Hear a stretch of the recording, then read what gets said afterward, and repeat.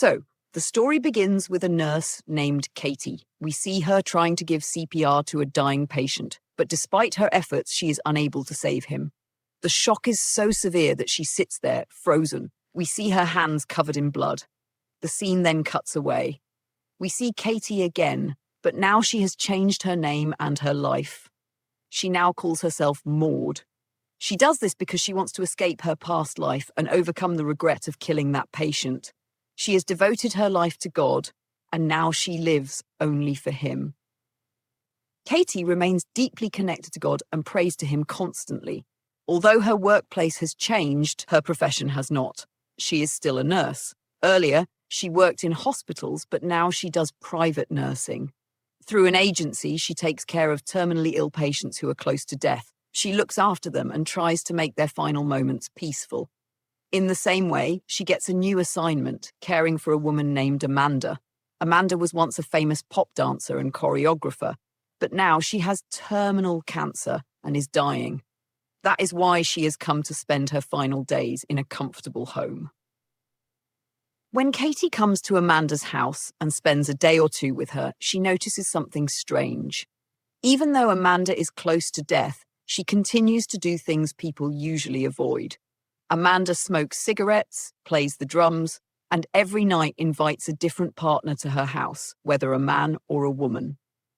Katie does not say much at first and continues taking care of her. But as she observes Amanda's lifestyle, she begins to wonder why she shouldn't make Amanda's life better. Why not make her a good person like herself so that her soul can go to heaven after death? While talking to Amanda, Katie learns that Amanda does not believe in God. She is an atheist. That very day, Katie decides that she will make Amanda believe in God. Katie explains many religious ideas to Amanda and gives her long explanations about how God controls everything.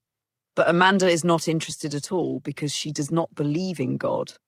That same night, Katie notices that one of Amanda's friends has come to visit. This friend visits often, so Katie is familiar with him. While he stays at the house, Katie goes out. She has dinner, walks around town, and later receives another call. Amanda returns home in a bad mood. She tells Katie, "This man isn't the same anymore. He used to chase after me, but now that he has me, he doesn't value me." Amanda then asks Katie a strange question. "Do you have a partner?" Katie replies, "I've never needed one." She explains that she has surrendered everything to God. Everything she does feels as if God is watching and judging her. She lives only for God. She says she is so deeply connected to Him that sometimes she feels God inside her body.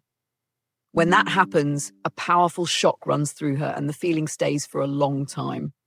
Amanda looks at her strangely. No normal person could say such things. Just then, the lights start flickering.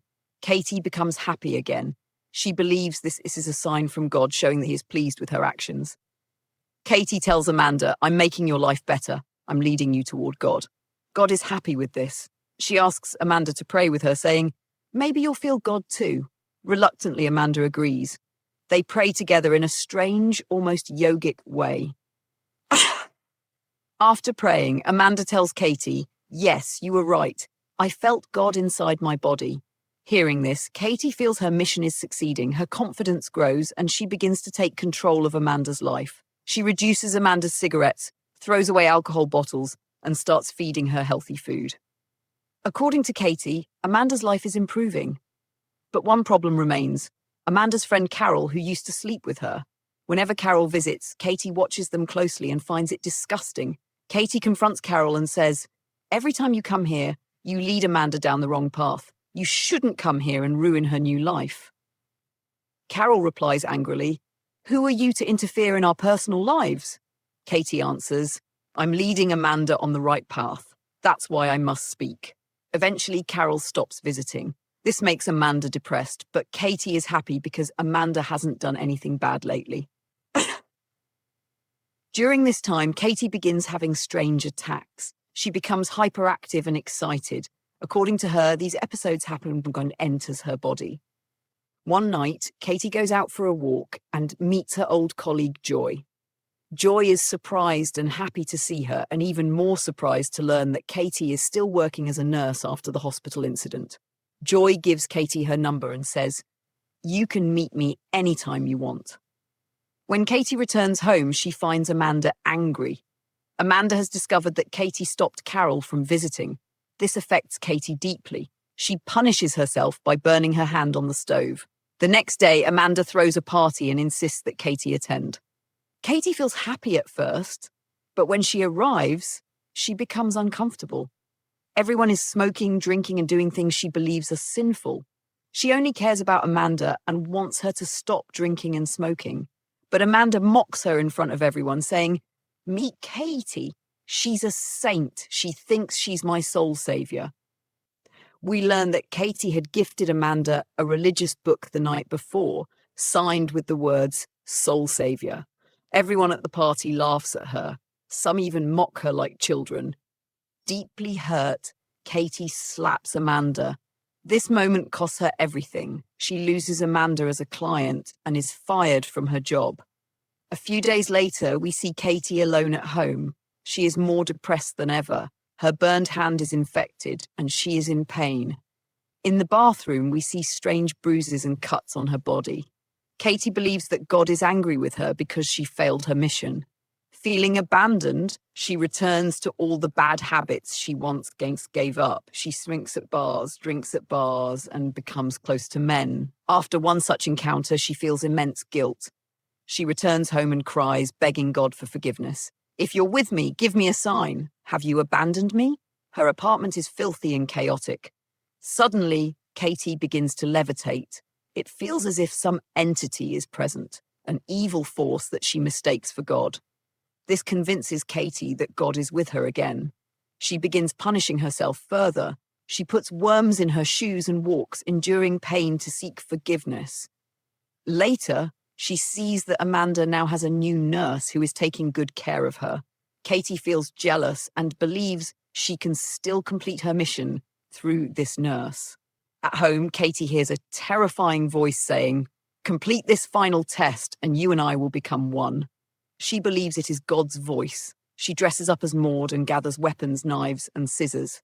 Just then, Joy arrives. She says she was worried about Katie. Katie responds strangely, staring at the sky and speaking about signs from God. Later that night, Katie disguises herself and sneaks into Amanda's house using a spare key. She finds Amanda very weak. Amanda wakes up and is happy to see her. She apologizes for her past behavior. Katie rejoices and tells her that God has forgiven her.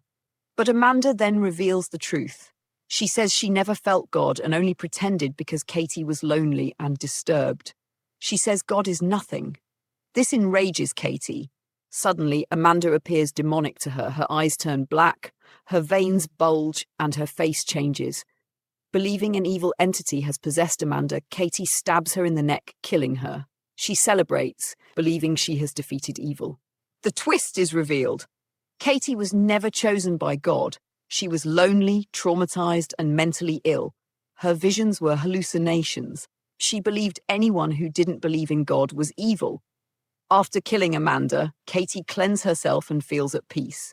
The next morning, she imagines wings on her body, believing she has become an angel. At the beach, she sprays herself with fuel and lights a lighter. In her mind, she becomes an angel of God. In reality, she burns alive and dies. And this psychological horror movie comes to an end.